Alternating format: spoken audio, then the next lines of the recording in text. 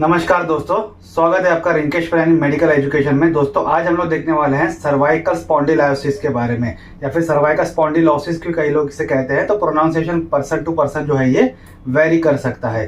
Cervical spondylosis में हम लोग देखते हैं कि जो ऊपर की जो हमारे वर्टेब्रल कॉलम की जो 7 हड्डियां रहती हैं, तो उसमें जो जो प्रॉब्लम आता है, आर्थराइटिस होता है, जो दर्द हमें महसूस होता है, उसके बारे में आज पूरी जानकारी हम लोग लेने वाले हैं। So cervical spondylosis is the natural wearing down of the cartilage, disc, ligaments and the bones in your neck. Sometimes this condition is called arthritis or osteoarthritis of the neck. तो cervical spondylosis में होता क्या है कि एक joint जो रहता है दो हड्डियों के बीच में, वहां पे कार्टिलेज, डिस्क, जो हम देखते हैं कि लिगामेंट्स रहते हैं, और जो हड्डियां जो जुड़ी हुई रहती हैं जॉइंट्स के एरिया में, उसका वियरिंग टीयरिंग यानी कि घर्षण हो जाना, उसे हम लोग कहते हैं कि और आर्थराइटिस या ऑस्टियोआर्थराइटिस जिसे हम लोग कहते हैं। और ये सर्वाइकल बोन्स में होता है। अगर ऊपर की 7 हड्डियों में अगर होता है तो इसे सर्वाइकल स्पॉन्डिलोसिस जो है वो कहा जाता है। एक चीज मैं आगे बढ़ने से पहले समझा देता हूं कि ये किस तरीके से होता है। मान लो ये 2 हड्डियां हैं, 2 जॉइंट्स की हड्डियां हैं, ठीक है।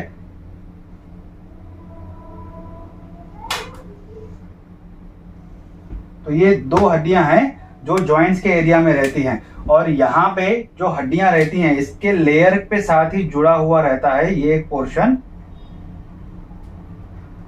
ठीक है। इसे कहा जाता है कार्टिलेज, जो एक कुशन प्रोवाइड करता है, आगे समझेंगे डिटेल में। और यहाँ पे एक डिस्क रहती है इनके बीच में,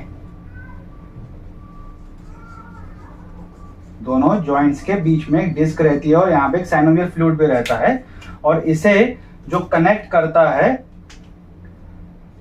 यहाँ पे एक लिगामेंट्स रहते हैं इस तरीके से, ये लिगामेंट्स रहते हैं, इसे कहते हैं लिगामेंट। तब जाके एक जॉइंट बनता है।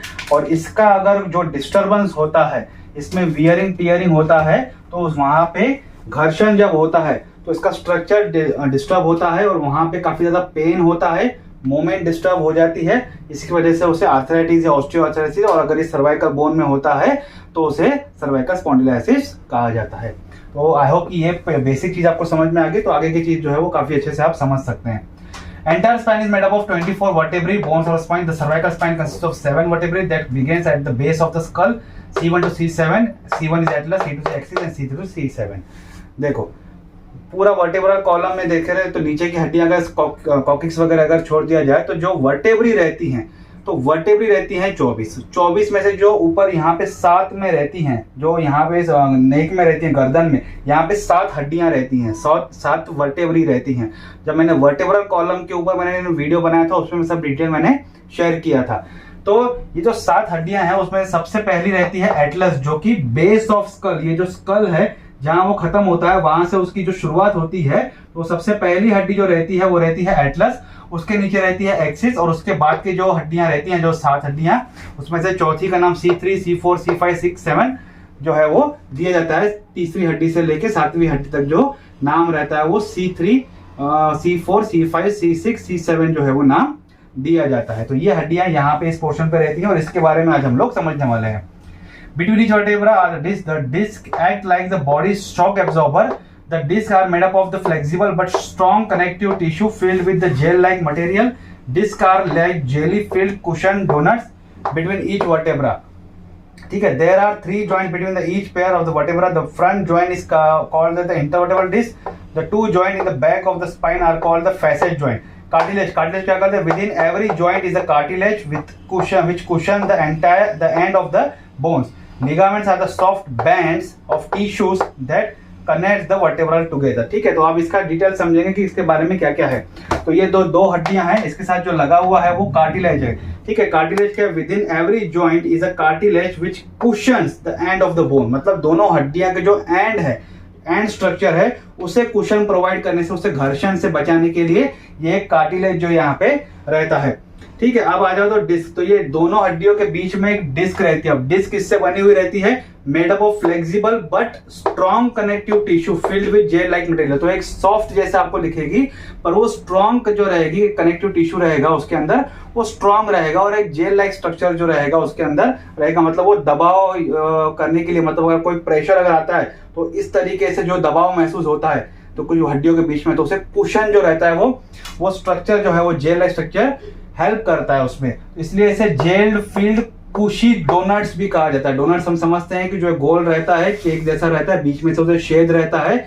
छेद हम लोग क्यों मानते हैं, क्योंकि वहां से स्पाइनल कॉर्ड जाती है, इसलिए इसे डोनट्स का नाम भी जो है वो दिया गया है कि एक डोनट्स के जैसा इसका स्ट्रक्चर है। कुशन जेल लाइक जो जेली से भरा हुआ एक डोनट जो रहता हुआ है, उस तरीके से इसको दर्शाया गया है।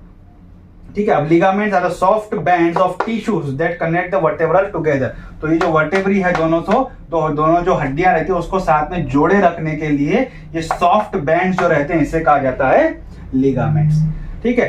अब होता क्या है स्पॉन्डिलाइसिस में, असल में होता क्या है वो समझ लेते हैं। Is a natural wearing down of this part of the spine, cartilage wear out over time, disc loses their volume and become dried and crack, ligament में थिकन। ठीक है। तो होता क्या है इन तीनों के साथ, जब स्पॉन्डिलाइसिस होता है या फिर जो आर्थराइटिस वगैरह होता है, तो असल में होता क्या है स्पॉन्डिलाइसिस में, तो ये जो कार्टिलेज है वियर आउट, जो ये कार्टिलेज है ब्लू कलर से मैंने बनाया जो हड्डियों के साथ जुड़े हुए हैं, वो समय के हिसाब से उनका ढलना शुरू हो जाता है, वियर एंड टियर हो जाते हैं, बार बार वो जॉइंट्स चलते रहेंगे तो जाहिर सी बात है वो घर्षण होता रहेगा उसका, अगर उसे सही तरीके से न्यूट्रिशन या सही तरीके से एक्सरसाइज नहीं मिलती है तो। Disc loses volume and become dry, तो ये जो डिस्क के अंदर जो ये जेली लाइक स्ट्रक्चर है उसका जो स्ट्रॉन्ग कनेक्टिव टिश्यू है वो धीरे धीरे वो अपना जो डिस्क है वो अपना वॉल्यूम रिड्यूस करती जाती है, और अंदर से वो जो फ्लूइड फील्ड है उसके अंदर जो जेली लाइक सब्सटेंस है वो धीरे धीरे ड्राई होना जाता है, सूखना जाता है, और वो धीरे धीरे टूट जाती है, क्रैक होना शुरू हो जाती है। लिगामेंट्स ठीक हो जाते हैं। तो हमने लिगामेंट्स के बारे में क्या समझा था, it is a soft band of tissue.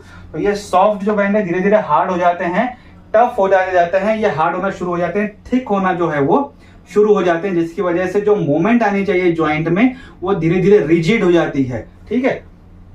Bone spur में form where bone rub against each other in areas that are no longer covered with the cartilage and this changes are defined as spondylosis. अब देखो यहाँ पे मैंने क्या बताया कि यहाँ तक कार्टिलेज रहता है, ये जो पोर्शन है मतलब जो एजेस रहते हैं जो हड्डियों के, खास करके जो कार्टिलेज के जो एजेस रहते हैं वो वहां पे जो कार्टिलेज धीरे धीरे खत्म होना शुरू होता है तो वहां पे घर्षण शुरू हो जाता है। घर्षण शुरू होने की वजह से वहां पेन होता है, और जैसे कि मान लो जो एंकल की हड्डियां, सबसे नीचे की जो एंकल की हड्डियां हैं, ये इस तरीके से जो पैर दिखता है, तो यहाँ पे मान लो ये हड्डी रहेगी इस तरीके से।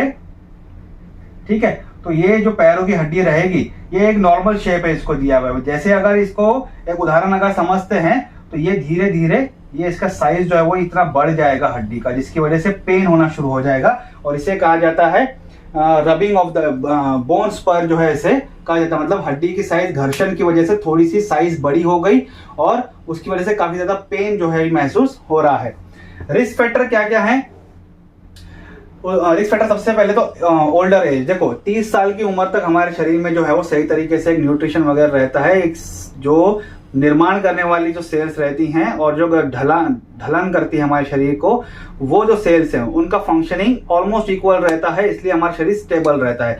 फिर क्या होता है कि जो शरीर को ढलान की तरफ लेके जाते हैं उनका काम बढ़ जाता है, और जो शरीर का निर्माण न्यू सेल्स का निर्माण करती है वो धीरे धीरे उनका वर्किंग कम होता है। इसलिए हम देखते हैं कि एज के हिसाब से शरीर में जो काफी ज्यादा चेंजेस आते हैं, रिंकल्स आना, हड्डियों में कमजोरी होना, जो आदमी थोड़ा सा रीढ़ की हड्डी जो है वो कर्व हो जाती है, बो हो जाती है, ऐसे काफी ज्यादा चेंजेस जो है वो आना शुरू होते हैं। आंखों में, कानों में सुनना नहीं होता, आंखों से देखना नहीं होता, काफी ज्यादा चेंजेस जो होते हैं। ये क्यों होता है? ये सेल के डिग्रेडेशन का जो है वो धीरे धीरे शुरू हो जाता है।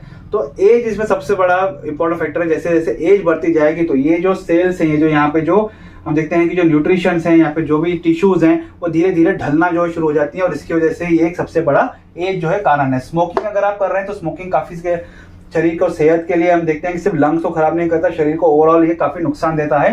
फैमिली हिस्ट्री अगर रही किसी को, आपके घर में या फिर किसी के मदर के साइड पेरेंट और पिताजी के साइड अगर किसी को ऐसी हिस्ट्री रही है तो चांसेस है आपको भी ये होने के।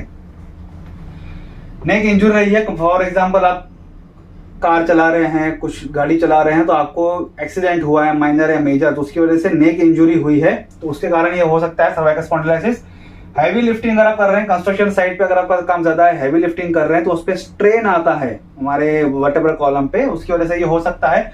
Expose to lot of vibration, bus truck driver, ज्यादा वाइब्रेशन, आप टू व्हीलर भी अगर ज्यादा चला रहे हैं तो काफी ज्यादा झटके हैं अगर रोड पे, बस ड्राइवर हैं, ट्रक ड्राइवर हैं, तो काफी ज्यादा वाइब्रेशन, झटके महसूस होते हैं, तो उसकी वजह से भी यहाँ पे स्पॉन्डिलाइसिस होने के चांसेस रहते हैं। Strain your neck often on your job like looking for overhead like the painter, downward plumber, floating installer, flooring installer for many hours in the day or keeping your head at the improper position for a long period of time like computer screen। तो ऐसा कोई काम है जैसे आपका इस तरीके से नेक है बार बार सारा दिन मैक्सिमम जो है इस तरीके से, मतलब आप पेंटिंग वगैरह कर रहे हैं, जो कलर पेंट करते हैं उसकी वजह से, या फिर जो फ्लोर टाइल्स वगैरह लगाते हैं या प्लम्बर रहते हैं, तो उनकी गर्दन नीचे इस तरीके से रहती है। तो गर्दन का पोजीशन सही जगह पे ना होना, उसकी वजह से ये कारण बनता है। कई लोग जो ऑफिस काम करते हैं तो कंप्यूटर पे इस तरीके से बैठे रहेंगे, एक तरह का स्क्रीन रहेगी, इस तरीके से बैठे रहेंगे, या अगर स्क्रीन अगर नीचे है इस तरीके से तो उनका इस तरीके से रहेगा, या स्क्रीन थोड़ी ऊपर है, मतलब सीसीटीवी कैमरास वगैरह जो गार्ड्स वगैरह देखते हैं तो वो इस तरीके से देखेंगे, तो उनके एक जगह गर्दन जो है वो कांस्टेंट रहती है, तो वो भी एक स्ट्रेन जो है वो एक रिस्क फैक्टर जो है वो हमारे सर्वाइकल स्पॉन्डिलोसिस के लिए कारण बन सकती है। कॉजेस क्या क्या है, तो एज मैंने आपको सबसे पहले फैक्टर बताया कि एज ही सबसे बड़ा कॉज है। डिजनरेशन होता है डिस्क की वजह से, मतलब किसी कारण की वजह से न्यूट्रिशन आपका सही नहीं है, आपकी लाइफस्टाइल अच्छी नहीं है, उसकी वजह से जो डिस्क है वो धीरे धीरे दबती जाती है, तो ये एक कॉज बनता है कि ये स्पॉन्डिलोसिस होने का। और इससे आप महसूस कर सकते हैं कि उस व्यक्ति की थोड़ी सी हाइट में भी फर्क आता है, जैसे कि मैं अभी सीधा खड़ा हूं तो मेरी ये वर्टेब्रल कॉलम सीधा खड़ा है, अगर वो उसमें डिस्क में अगर धीरे धीरे कमी आती है तो ओवरऑल वर्टेब्रल कॉलम में जो डिस्क है उसमें कमी आएगी, तो मेरी हाइट थोड़ी सी इस तरीके से नीचे आपको महसूस होगी, 2-4 इंचेस से हमारी हाइट जो है वो छोटी महसूस होती है। Herniation disc nearby tissues और पेन। अभी क्या होता है हर्निएशन डिस्क का क्या मतलब होता है, ये देखो, ये हो गई 2 डिस्क, ठीक है, और यहां पे हो गई ये सॉरी ये हो गई 2 वर्टेब्रल कॉलम हो गई, ये वर्टेब्रल कॉलम के बीच में ये है डिस्क, ठीक है, तो ये एक नॉर्मल स्ट्रक्चर है, ठीक है। अब होता क्या है कि किसी कारण से ये वर्टेब्रल कॉलम जो है वो जो वर्टेब्रीज हैं वो थोड़ी इस तरीके से हो जाएंगी और ये इस तरीके से हो जाएंगी, ये इस तरीके से, तो यहां पे जो ये डिस्क है जो इसके बीच में, तो वो इस तरीके से बाहर निकल जाएगी, थोड़ी सी दब जाएगी ना, ठीक है, तो यहां से और जहां से वो थोड़ा सा दबाव आ गया तो वो इस तरीके से आएगी, तो ऐसा बबल्स जो है डिस्क का वो बाहर निकल आता है। तो जब भी वो डॉक्टर आपको एग्जामाइन करते हैं, हाथ लगाते हैं, तो उन्हें बबल्स जैसा कभी कभी बल्ज जैसा महसूस होता है, तो वो एक डायग्नोसिस का एक पार्ट जो है वो बन जाता है कि यह यहाँ पे इस तरीके से बाहर जो है वो डिस्क थोड़ी सी निकल जाती है और बल्ज जैसा बन जाता है, इसे कहा जाता है हैरिनेटेड डिस्क, ठीक है। तो ये एक कॉज है उसका। ऑस्टियोआर्थराइटिस है, जो कार्टिलेज है इसमें डिजेनरेट होता है। जब हम लोग ऑस्टियोआर्थराइटिस के बारे में समझेंगे डिटेल में तो डिटेल समझाऊंगा। इसमें क्या होता है, जो कार्टिलेज रहता है वो काफी ज्यादा डिजेनरेट हो जाता है। बोन्स पर मैंने आपको बोन्स पर आपको बताया अभी आपको, तो abnormal bone growth at the edges of the vertebra, वो अगर होता है तो ये कॉजेज बनते हैं सर्वाइकल स्पॉन्डिलोसिस के लिए, ठीक है। सिम्टम्स क्या क्या है, नेक पेन और द स्टिफनेस, तो गर्दन की जगह पे है, गर्दन में दर्द होगा आपको, नेक साइड में पूरा दर्द होगा, काफी स्टिफनेस लगेगा, मतलब थोड़ा सा ऐसा टाइट लगेगा, आपको गर्दन प्रॉपरली फ्लेक्सिबली आप मुझसे मूव नहीं कर पाएंगे, या आपको दर्द ज्यादा होगा मूवमेंट के टाइम पे। Nagging soreness in the neck, तो काफी ज्यादा आपको पेन महसूस होता है, नेगिंग जो है वो उसमें महसूस होने का चांसेस रहते हैं। मसल स्पाजम हो जाते हैं, क्रैम्प वगैरह जिससे हम लोग कहते हैं, इस तरीके से मसल अटक जाएगा, यहाँ पे गर्दन अकड़ जाती है, तो यहाँ के मसल स्पाजम जो है वो होने के चांसेस रहते हैं। क्लिकिंग, पॉपिंग और the grinding sound when you move your neck, तो इस तरीके से घुमाते हैं गर्दन, कट कट कट कट इस तरीके से आवाज आता है, इस तरीके से हम देखते हैं कि कट कट कट कट इस तरीके से आवाज आना शुरू हो जाते हैं, तो वो भी एक सिम्टम है। डिजीनेस, आपको थोड़ा सा नींद जैसा, चक्कर जैसा लगेगा, थकान जैसा लगेगा। हेडेक होगा, जाहिर सी बात है कनेक्टेड है तो आपको हेडेक होना ही है। डायग्नोसिस जो है वो ऑर्थोपेडिक के बाद हम लोग जाते हैं। ऑर्थोपेडिक जो डॉक्टर हैं स्पेशलाइज रहते हैं हड्डियों के बीमारियों की वजह से। फिजिकल एग्जामिनेशन करते हैं, वो फिजिकल एग्जामिनेशन क्या करते हैं, नेक की फ्लेक्सिबिलिटी आपकी चेक करते हैं, मूवमेंट करवाते हैं, चेक करवाते हैं, muscle strength and reflex in the arm, legs and hand. तो आप जब चल रहे हैं, आप कुछ चीजें आपको उठाने के लिए बोलते हैं, आपके स्ट्रेन देते हैं, किस तरीके से आप स्ट्रेचिंग करवाते हैं कि आप किस तरीके से हो रहा है, कि दर्द हो रहा है आपको। गैड करवाते हैं, हाउ यू वॉक, आप किस तरीके से चल रहे हैं, आपके चलने में अगर उन्हें कुछ बदलाव महसूस होता है तो वो एक डायग्नोसिस का पार्ट है। कुछ रिफ्लेक्सेस देखते हैं, वो किस चीजों को आप किस तरीके से उठाते हैं, कुछ रिफ्लेक्सेस, कुछ चीजों को इस तरीके से आप देख रहे हैं। तो वो कुछ रिफ्लेक्सेस एक्टिविटीज जो है करते हैं, इधर देखिए उधर देखिए, तो मूवमेंट आपकी चेक करवाते हैं। Neck and shoulder looking for trigger point, तो मैंने जैसे आपको बताया कि या जो हेरिनेशन या फिर हेरिनेटेड डिस्क रहती है वहां पे कुछ अगर बल्ज जैसा अगर उन्हें महसूस होता है कि मांस जमा हो गया है या इस तरीके से, तो वो भी एक फिजिकल एग्जामिनेशन का एक पार्ट बनता है। एक्सरेज करवाए जाते हैं कुछ फ्रैक्चर देखने के लिए, वहां का जो सर्वाइकल स्पॉन्डिलोसिस का जो स्ट्रक्चर है वो सही है कि नहीं, डिस्क का प्रॉब्लम है कि क्या प्रॉब्लम है, वहां देखने के लिए सीटी स्कैन करवाते हैं, कंप्यूटर टोमोग्राफी करवाते हैं, माइलोग्राम करवाते हैं, ये एक प्रकार का सीटी स्कैन है माइलोग्राम, और इलेक्ट्रोमाइलोग्राम करवाते हैं, ये है कि नर्व फंक्शन को चेक करने के लिए ये इलेक्ट्रोमाइलोग्राम जो है वो करवाया जाता है। ट्रीटमेंट आपको फिजिकल थेरेपी दी जाती है, कुछ फिजिकल थेरेपी आपको वो रिकमेंड करते हैं, मैं यहाँ पे नहीं बताऊंगा, डॉक्टर रिकमेंड करेंगे आपकी कंडीशन के हिसाब से, फिजियोथेरेपिस्ट के पास रिकमेंड करते हैं, कुछ एक्सरसाइज आपको रिकमेंड करते हैं। आईज हीट एंड मसाज आपके लिए रिकमेंड करते हैं कि कहीं पे अगर लगता है तो वहां पे आइस पैक लगाओ या फिर हीट पैक लगाओ या फिर कुछ मसाज आपको रिकमेंड करते हैं, वो आपको करना पड़ता है।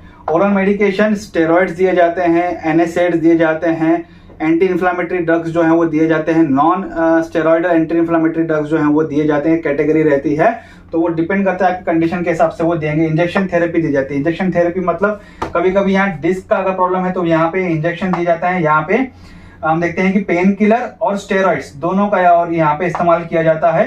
और कभी कभी हम जो ये फैसेट जॉइंट है, जो फैसेट जॉइंट के बारे में हमने सब यहाँ पे समझा था कि जो 3 तरह के जॉइंट्स रहते हैं, एक तो इंटरवर्टेब्रल डिस्क के बीच में और जो पीछे की तरफ 2 जॉइंट्स रहते हैं, उससे फैसेट जॉइंट्स कहा जाता है। तो फैसेट जॉइंट में भी इंजेक्शन दिए जाते हैं, तो डिपेंड करता है कि किस तरीके से, तो वहां पे इंजेक्शन जो है वो दी जाती हैं। सॉफ्ट कॉलर और ब्रेसेस वगैरह दिए जाते हैं, जो हम देखते हैं कई लोग गर्दन प्रॉब्लम रहता है तो गर्दन में एक पट्टा पहनते हैं, तो सॉफ्ट ब्रेसेस वगैरह वो इस तरीके से आपको देते हैं, रिकमेंड करते हैं, ताकि वहां पे ज्यादा आपको तकलीफ ना हो सके।